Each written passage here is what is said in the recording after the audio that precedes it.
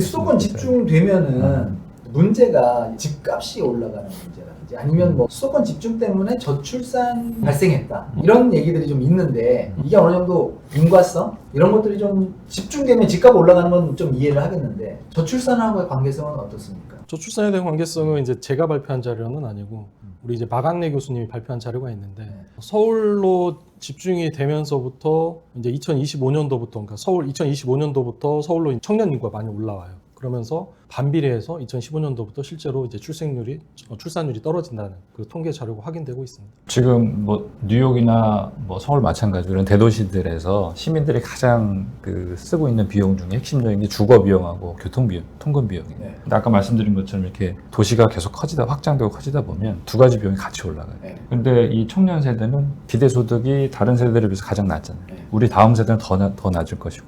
근데 이런 식으로 도시가 확장되고 주택 가격이 올라가면 청년들 다음 세대들이 점점 더 이제 힘들어지게 되는데 통근 시간도 더 많이 쓰게 되죠. 주거비도 많이 써야 되죠. 하다 보니까 남는 시간도 줄어들고 연애할 시간도 부족하고 주거가 안정이 안 되다 보니까 이제 다른 거 생각을 못 하게 되고 그래서 우리가 한때 굉장히 유행했었는데 N포 세대라는 말이 있었잖아요. 그게 그냥 나온 말이 아니고 그래서 이제 학교에 있다 보니까 상대적으로 청년분들하고 얘기할 기회가 좀 있는데 이 주거 부분이 해결이 되면 정말 많은 것들이 좀 더 여유가 생기겠다는 얘기 정말 많이 합니다. 그래서 다 연결돼 있다라는 거를. 그러면 세계 다른 나라들 뭐 예를 들면 뭐 싱가포르나 도시국가들 있잖아요. 도시 집중이 굉장히 높은 뭐 홍콩이나 그런 곳도 출산율이 떨어집니까? 서울처럼? 싱가포르는 확인 못했는데 홍콩은 매우 낮은 걸로.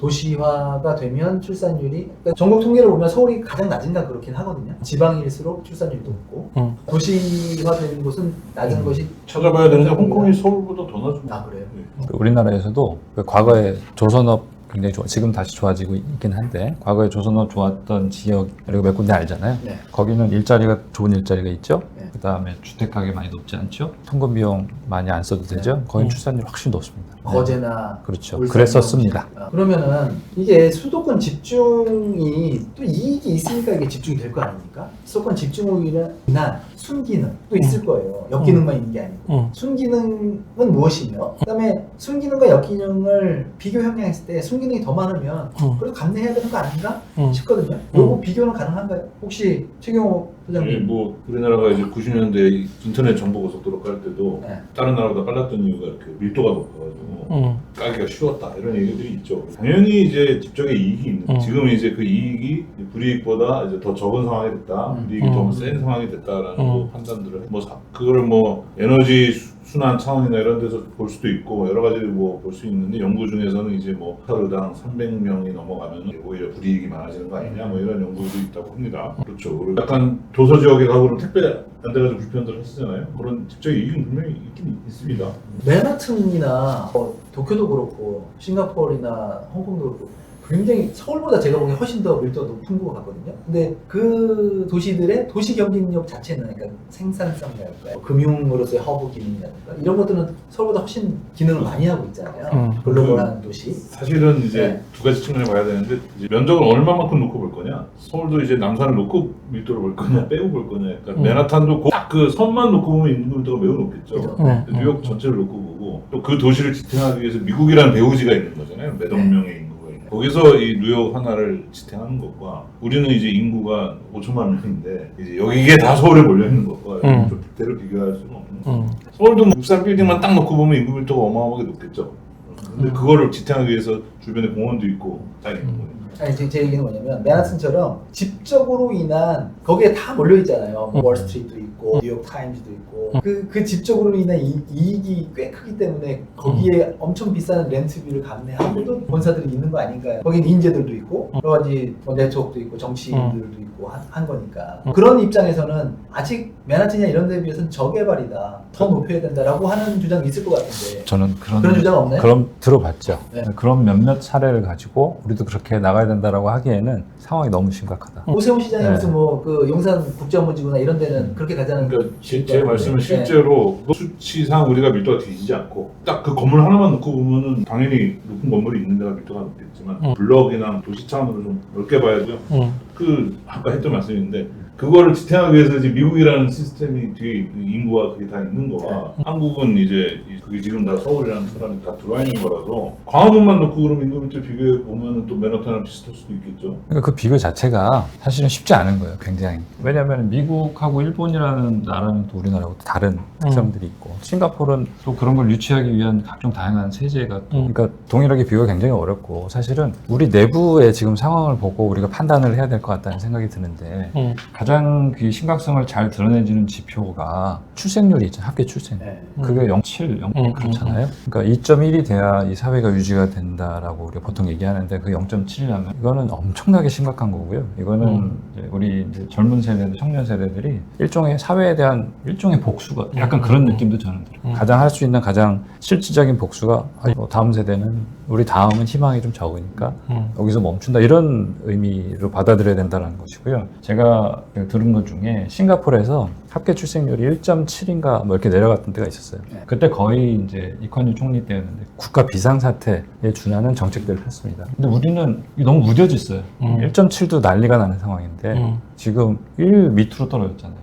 이건 정말 심각해요. 미국, 뉴욕하고 도쿄, 싱가포르를 얘기하면서 우리가 그렇게 이런 때가 아니라고 저는 생각을 하고, 그러면은 그 출생률이 낮아진 이유를 우리가 진짜 심각하게 진단을 해야 되고, 거기에 따른 정책들을 과감하게 펴야 되는 때는 국가 비상사태잖아요. 솔직히 말씀드리면. 서울을 그렇게 집적시켜 더 고민하는 경우에 서울 자체의 경쟁력은 높아질 수 있기는 하겠지만 높아지는지는 봐야겠지만 서울의 출생률이 더 낮습니다. 네, 전체적인 한국의 출생률이 지금 1 내외 굉장히 저출산이기 때문에 그 경제 성장률이라는 게 노동 투입량하고 자본 투입량 그다음에 생산성 향상률인가요? 요거가 지표일 텐데 노동 투입량이 지금 감소되고 있기 때문에 전체적인 경제 성장률을 하락시키는 오히려 원인이 될 수 있다 이렇게도 볼 수 있는 거 아닌가요?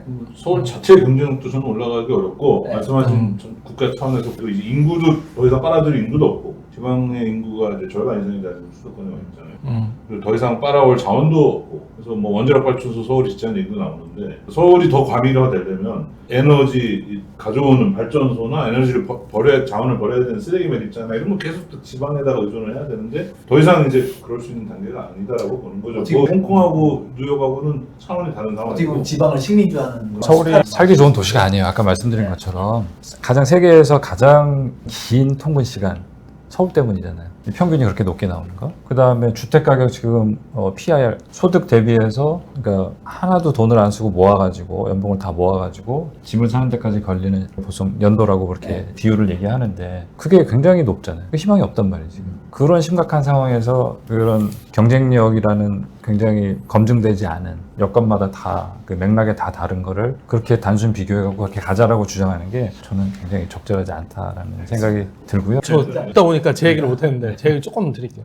조금 이제 생각들이 좀 다른 부분들이 있어가지고, 그러니까 예를 들어 저출산 얘기는 보니까 이렇게 이제 패널들이 남자분들이 이렇게 모이시면 되게 걱정 많이 하세요. 근데 생각보다 여성분들하고 얘기하면 별로 걱정 안 해요.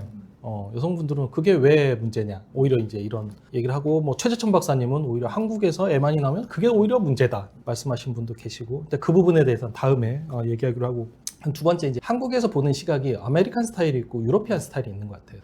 그러니까 이제 예를 들어 뉴욕주 같은 경우는 뉴욕주 전체 인구가 한 2천만 되는데 그 중에 이제 뉴욕시에서 800만이 살아요. 근데 뉴욕시가 이제 5개 구로 이루어져 있죠. 그러면서 맨하탄에서 사는 부분들은 굉장히 일부인 거고요. 많은 사람들이 외부에서 살다가 일할 때 맨하탄으로 왔다가 이제 이렇게 하는 거기 때문에 사실 맨하탄은 이제 일하는 공간인 거고, 그래서 이제 뉴욕시의 2천만 명의 뉴욕주 인구 대비 뉴욕시 인구로 따지면 40%죠. 근데 이제 한국은 뉴욕주보다 더 이제 심각하다고 느끼는 게 뭐냐면 이미 수도권이 50%를 넘어섰어요. 근데 이제 여기를 만약에 홍콩이나 싱가포르, 여긴 도시국가잖아요. 그냥 도시 하나 있는 거예요. 섬 하나 있는 거예요. 그래서 이런 도시랑 비교해서는 부적절하다라는 거고, 이제 세 번째로 서울에서는 이제 뭐 이른바 장점은 그런 거죠. 규모의 경제와 집적의 이익. 사실 집적의 이익이라는 게 뭐냐면 지방에서 이런 전문가들을 금요일날 오후에 모셔가지고 이런 토론을 할 수 있는 그런 방법이 쉽지가 않아요. 근데 되게 쉽게 연락이 되고 네트워크가 쉬워지고, 그래서 이제 집적의 이익이 있는 건데,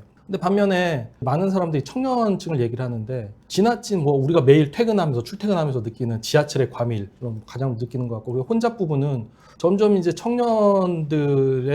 청년들이 굉장히 의기소침해하고 굉장히 부정적으로 가고 있다. 기성세대들은 자기 집값 올라서 매우 막 행복해하는 것 같아요. 내 노후 자산 마련되고 해서 되게 행복하는데 제가 만난 청년들은 되게 우울해하고 힘들어한다. 근데 이거에 대해서 기성세대가 답을 좀 내놓아야 할 때가 아닌가. 자, 답 얘기하시길래 네. 그러면 답이 서울이 지금 쭉 보면은 방사형으로 집중되게 돼 있잖아요. 그러면 이 수도권 서울의 집중 문제를 수도권의 다른 서울과 비슷한 걸 하나 더 만들면 분산되지 않겠느냐 이런 생각도 가질 수 있을 것 같거든요. 지금 수원, 성남, 용인 인구가 상당히 많거든요. 근데 다 여기에 교통체계는 서울로 집중되고 있죠. 근데 이 교통체계를 그 남부축으로 하나 원형으로 2호선 같은 걸 놓아가지고 분산시키는 방법. 수도권에 현재 서울이라는 하나의 엔진을 갖고 있다면 두 개의 엔진으로 서울 집중도를 낮춰보자. 이런 정책은 지금의 문제를 해소할 수 있을까요? 그러니까 이제 해결 방법으로 세종시나 이제 지역 분산을 얘기하기 전에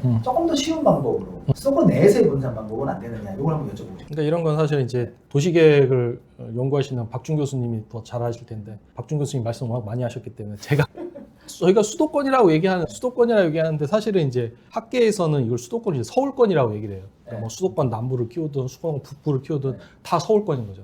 이게 맨하탄을 중심으로 미국의 4개 외부 구에서 사람들이 와가지고 일을 하는 것처럼 지금 서울도 마찬가지인 거죠. 그 경기도에서 인구가 서울로 출퇴근을 해가서 일을 하는 거거든요. 그러다 보니까 지하철이 매우 힘든 거고. 그래서 서울을 중심으로 이렇게 쫙 퍼져 있기 때문에 서울에 뭐 남부를 키우고 북부를 키우고 동부를 키우고 서부를 키우는 거는 수도권 집중에 대한 대안은 아닌 것 같다.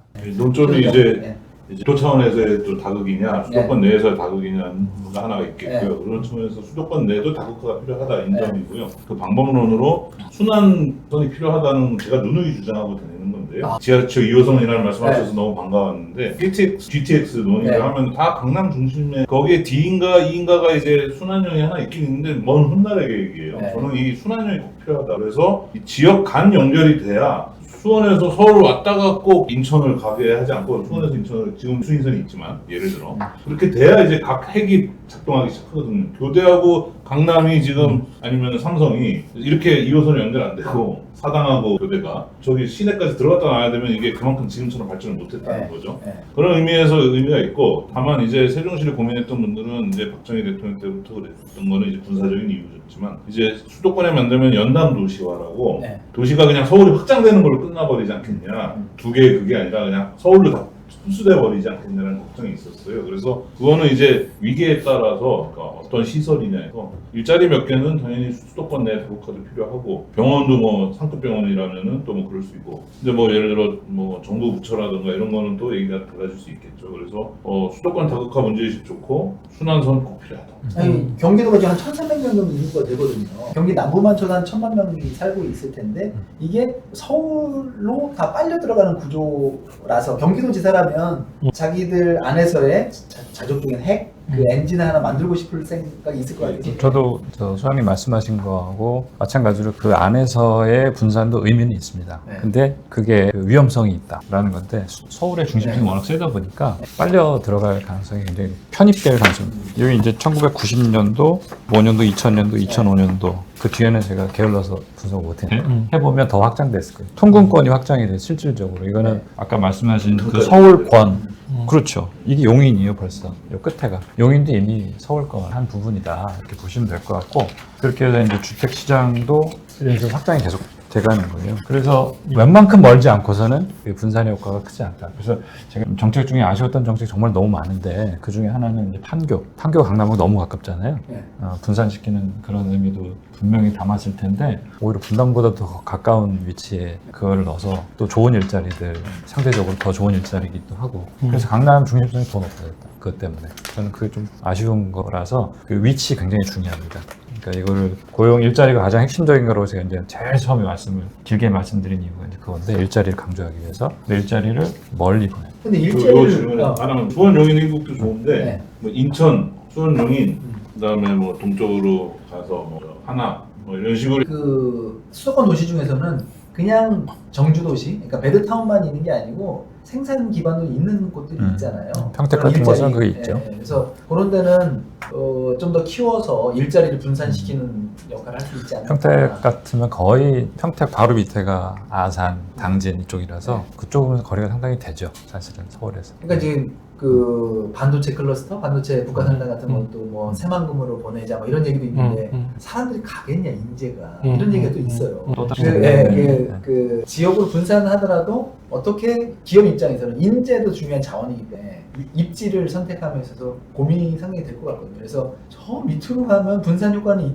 있을 것 같지만 실제 그럴까 이런 고민이 좀 돼서 수도권 내에서의 분산을 좀 고민을 해보는 전 정부에서 있었던 일이잖아요. 그 결정이 사실은 용인 반도체 클러스터를 예외적으로 원래는 뒤에서 이제 말씀드리려고 했던 건데 수도권은 아까 말씀드린 것처럼 50년 전부터 국가적인 과제였단 말이죠. 수도권 과밀을 막기 위해서. 그래서 과밀 부담금이라는 것도 있고 공장 총량제라는 것도 있었고 학교도 그 안에 신설을 쉽게 안 해줬었고 했었거든요. 근데 그게 어느 순간부터 MB 아마 지나서부터 굉장히 많이 풀렸는데 문재인 정부에서 공장 총량제 옛날만큼 강하지는 않았지만 그게 기본 틀이 있단 말이에요. 근데 예외적으로 그거를 또 해준 거예요. 수도권에. 근데 저는 그게 굉장히 큰 시그널이 됐다. 아, 수도권은 이제는 풀어주는구나 라는 시그널. 거기에 더해서 GTX 그 국가 예산을 많이 들여가지고 광역철도 그 인프라 공급을 천명을 했잖아요. 공사도 하고 있고. 그게 전국적으로는 엄청난 시그널을 줬다라는 거. 그래서 더 몰리게 됐다. 정리해보면 노무현 정부 때 이제 수도권 규제를 되게 강하게 들어갔는데 이제 이명박 정부 들어오고 엄청 풀었고요. 풀고 그러면서 박근혜, 문재인 정부까지 이어지면서 현재까지 그걸 뒤집지 못하고 있고 여전히 이재명 정부도 뒤집지 못하고 있는 이제 그런 상황입니다.